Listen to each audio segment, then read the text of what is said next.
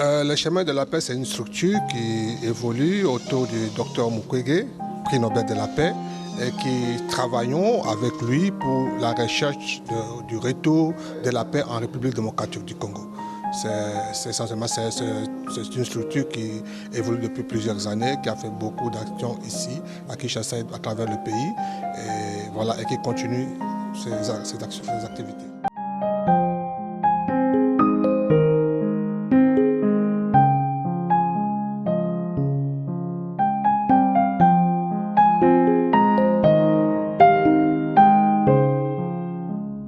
La journée internationale de la paix a été instituée en 2001, le 7 septembre, par les Nations Unies pour militer en faveur de la paix. C'est vrai que ce n'est pas seulement en 2001 que la question de la paix s'est posée. Les Nations Unies elles-mêmes ont été créées pour ramener la paix, mais là, c'était encore une fois pour réaffirmer la volonté des Nations Unies pour ramener la paix partout où il y a la guerre. Et en cette journée, on dit même que c'est la journée de cesser le feu. Et partout, on demande aux belligérants de cesser le feu et de méditer et de réfléchir en quels termes ils peuvent ramener la paix à travers le monde.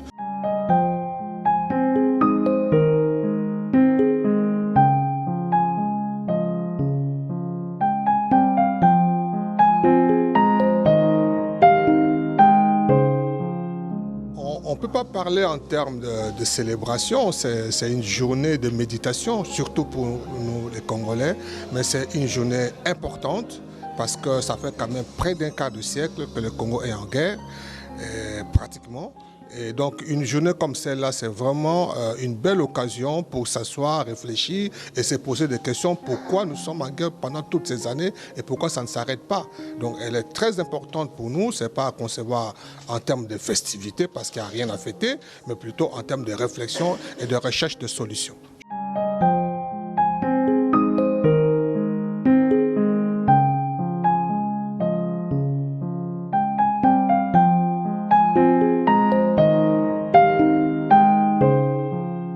Le thème de cette année tombe à propos, action climatique, action de paix. C'est un thème très important qui met en corrélation la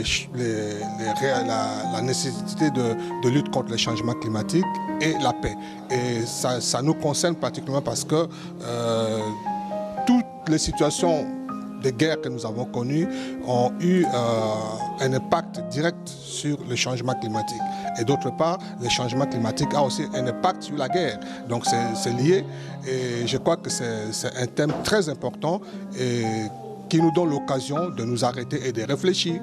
Parce que lorsque nous sommes en guerre, notre environnement est détruit.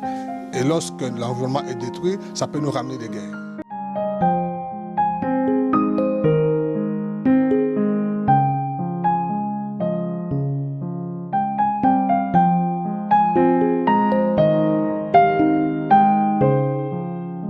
Non, ça n'est qu'un aspect et non le moindre. Moi, je dis qu'il y a un rapport étroit entre l'environnement et la guerre.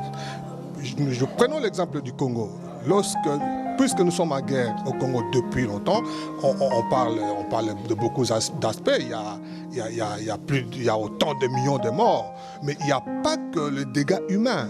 Il y a aussi les dégâts environnementaux. Vous savez, lorsqu'il y a guerre, il y a des gens qui se déplacent. Et à ce qui nous concerne particulièrement, la guerre, c'est pour la plupart dans l'est du pays.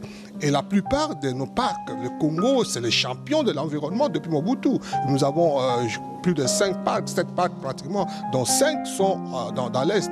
Et lorsqu'il y a déplacement de population à cause du fait de la guerre, ces populations cherchent où s'abriter et à ce moment-là, il n'y a plus de normes. La population envahit les parcs. Déjà depuis la guerre du Rwanda, depuis 1994, les Rwandais qui se sont déplacés se sont installés dans nos parcs et ils détruisent les parcs, ils détruisent non seulement la faune, ils chassent les gibiers pour survivre, ils coupent les arbres pour se faire des habitations, ils coupent des arbres pour le bois de chauffage, ainsi de suite, et l'environnement est détruit. Donc il y a ce rapport étroit, sans compter le fait que les rivières sont détruites, sans compter le fait qu'on exploite les minéraux, mais en tout cas l'environnement immédiat qui devrait être protégé, les aires protégées sont détruites. Mais d'autre part, lorsqu'il y a changement climatique, en ce qui concerne le Congo, vous êtes sans ignorer qu'à cause du changement climatique aujourd'hui, le Congo a non seulement des problèmes internes, mais le Congo fait face à des problèmes externes réels. Vous avez entendu parler des Mbororo qui ont quitté la région du lac Tchad parce qu'il y a changement climatique à ce niveau-là et il n'y a plus d'eau dans le bassin du lac Tchad et les Mbororo émigrent pour venir chercher de l'eau dans le bassin du Congo et ils entrent au Congo. Et ça, c'est un problème.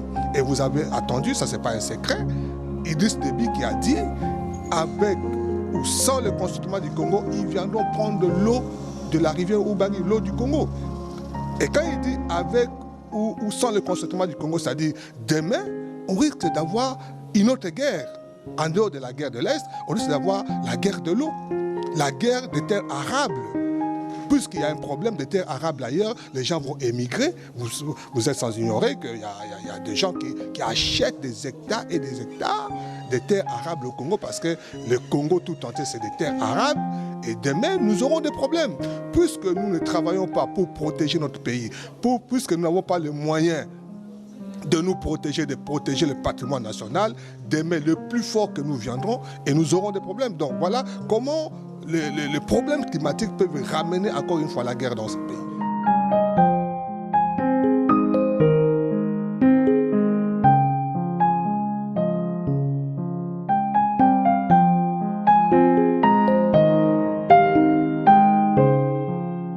Je vous donne un exemple.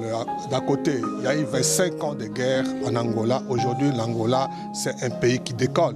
Donc ne soyons pas pessimistes, il y aura paix dans ces pays. Je me rassure parce qu'il y a la volonté des Congolais pour ramener la paix dans leur pays.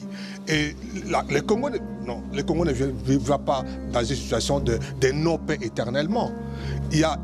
Vous savez, partout où il y a eu la guerre, il y a eu paradoxalement le bénéfice de la guerre. Ce que nous attendons pour le Congo. Les grandes inventions à travers le monde ont été découvertes pendant la guerre. Le pneumatique, des véhicules, beaucoup de choses qui ont été découvertes pendant la guerre. Et c'est ça qui nous manque. Nous continuons à nous plaindre, mais nous ne réfléchissons pas pour sortir de cette situation. Mais je crois que les jours passent, les Congolais prennent de plus en plus conscience que c'est anormal la situation qu'ils sont en train de vivre. Et je sais qu'il y a des pesanteurs, je sais que des pesanteurs extérieurs, il y a des firmes internationales qui sont derrière, il y a des capitales occidentales qui sont derrière, mais aussi des complices en interne.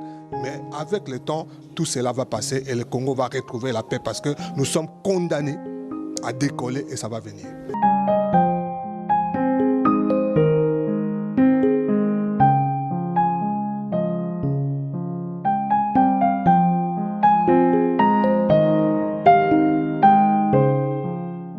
Nous sommes une structure qui accompagnons le prix Nobel de la paix, le Dr Mukwege, qui se bat pour la paix.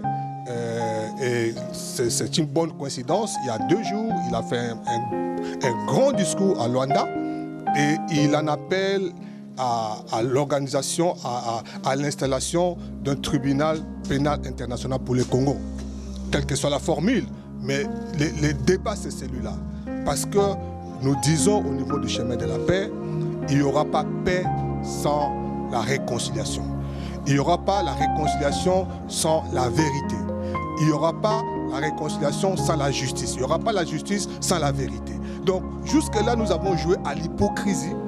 Et c'est ça qui fait perdurer la paix. Donc, il faut que nous prenions courage et qu'on dégage des responsabilités. Qui a fait quoi dans ce pays?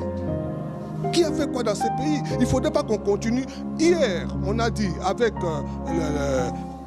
Sun City, on a dit au nom de la paix, on fait table rase, on oublie tout ce qui s'est passé, on rappelle tous les belligérants à Kinshasa et on a fait des primes, des crimes, des primes de guerre à ceux qui ont tué. Ils sont devenus généraux, ils sont devenus ministres. Est-ce que cela nous a rappelé la paix? Est-ce que ça a ramené la réconciliation?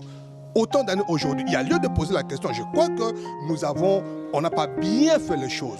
On ne peut pas traiter une plaie sans d'abord dégager la pluie. Il faut qu'on se parle, se dise la vérité, qui a fait quoi, qui a tué, qui a volé, et ne fût-ce qu'en termes de réconciliation, qu'on se demande pardon et qu'on arrête et que la justice fasse son travail s'il faut que la justice fasse le travail. Mais on ne peut pas continuer dans l'hypocrisie. Nous avons fait l'hypocrisie pendant toutes ces années. Nous tous, nous savons qu'il y a des responsables de cette guerre ici en interne, à l'externe, mais nous ne voulons pas dire des choses parce que dit au nom de la paix, ne disons rien, ne dénonçons rien. Ça n'a pas à ramener la paix. Je crois qu'il est temps aujourd'hui que nous prenions notre courage pour qu'on puisse dire la vérité et qu'on puisse avoir une réconciliation sincère.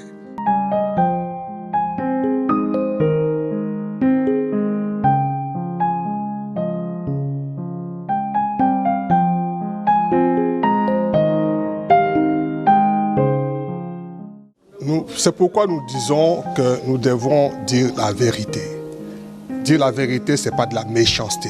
Nous voulons dire la vérité, nous voulons que les conditions soient créées pour que les gens se parlent, qu'ils se disent la vérité et que ça s'arrête. Et cette population doit prendre conscience qu'il s'agit de notre pays. La population ne doit pas rester passive.